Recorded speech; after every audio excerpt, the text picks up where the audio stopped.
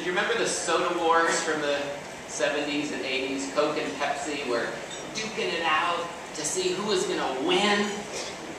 You know, I actually think they thought that one of them was going to win and one was going to lose. You know what happened? They both won. Right? They spent all of that money, they made all of those changes, they did all of their marketing, and the stock prices of both Coke and Pepsi had gone up wildly over the last 30 years. Do you remember, this was 1985, I think, where Pepsi had the coup. They got Michael Jackson to be their spokesperson. And Michael Jackson, in their negotiation, said, yeah, I'll give you Billie Jean. And here was the ad they did. Let's see if we can hear it.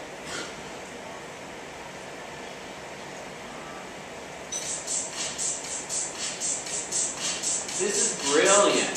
Compare this to the video that you saw before me. It was talking about healthcare, right? This is what Hollywood and what the beverage industry can do. And listen to the words.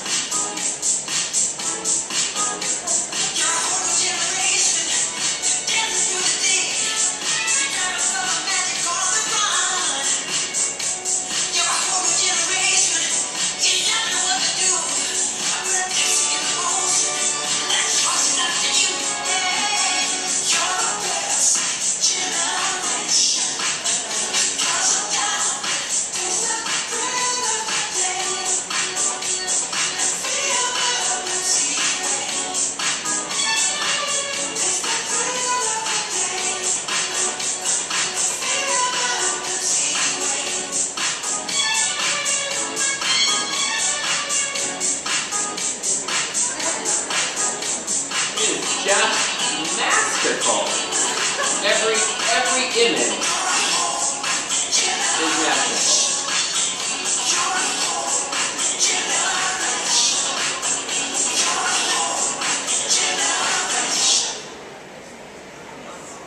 And as a result of all of that, we become a whole new generation. We did become the Pepsi generation because they figured out how to get all of us to drink 3 times more soda over the last 30 years. It didn't happen by chance. It didn't happen because we all just liked the taste of soda. It happened because the beverage industry did everything they could to increase their sales. And as a result, unbeknownst to any of us, it became the single leading cause of the obesity. So we've begun a statewide beverage campaign. We're working with CCFPA on parts of it to do public education about this. How many of you knew that sodas are that big of a leading contributor to the epidemic? Well, you guys are good. You guys can go on the road too. Starting the grassroots organizing. We need to start changing what we call the beverage environment. Start changing public policy and state policies. So, first win was, with the help of so many of you, is getting sodas out of childcare settings and making sure water is in. Big victory, work with CFPA on it. Once the funding's back, we can start talking about making sure it gets implemented. The big win at the end of the day, whether it's this coming year or in the next few years, is going to be putting a tax on sugar-sweetened beverages. If you put a 1 penny per teaspoon tax on sodas, it would raise $1.5 billion a year. Gives you some sense about how much soda is consumed in California. All of that money would be, at least what we're going to be pushing for, is to have all of that money going back into communities in proportion to which it's consumed in those communities to pay for nutrition and obesity prevention programs. In order to get that bill passed, we need to, and we'll be introducing a bill again this year, we need to really build momentum that says this is a big problem, public policy has a critical role in solving it, and that money needs to be spent on things to to ensure the health and well-being of our kids.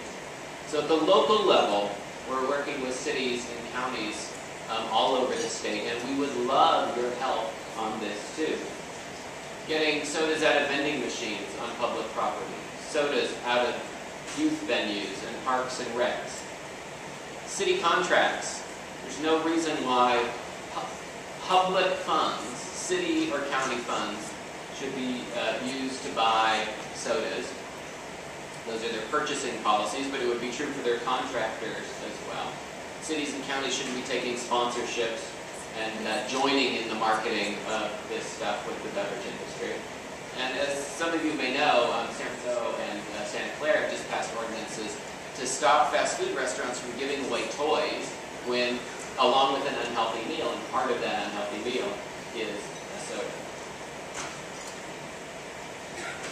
And we can do this. We know how. In 1964, the Surgeon General put out his first report on smoking. Immediately thereafter, smoking rates started going down. You know why? It wasn't just Surgeon General's report.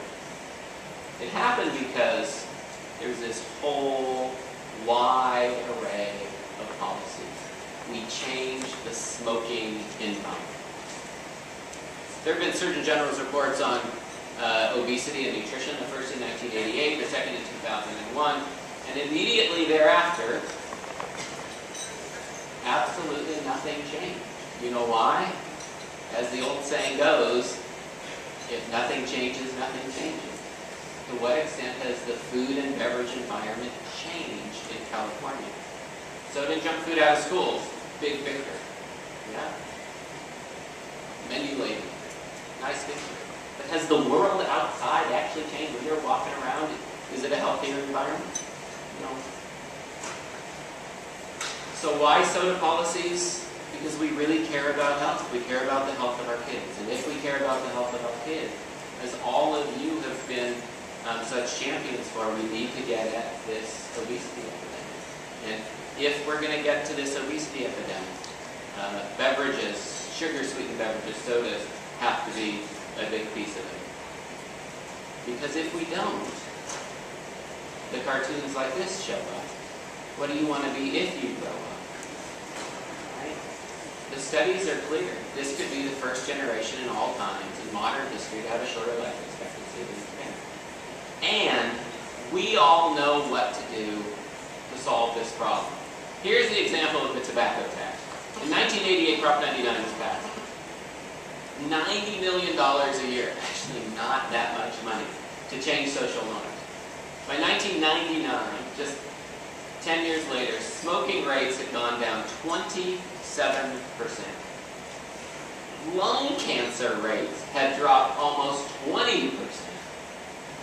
10% lower than the rest of the country. Diana Bonta was the head of the health department at the time, said seeing these dramatic results like these is proof that what we've done in California has worked. We can do the exact same kinds of things on sugar-sweetened beverages and have the exact same kinds of benefits and results. And I personally, our organization, look forward to working with all of you to make that happen. Thank you.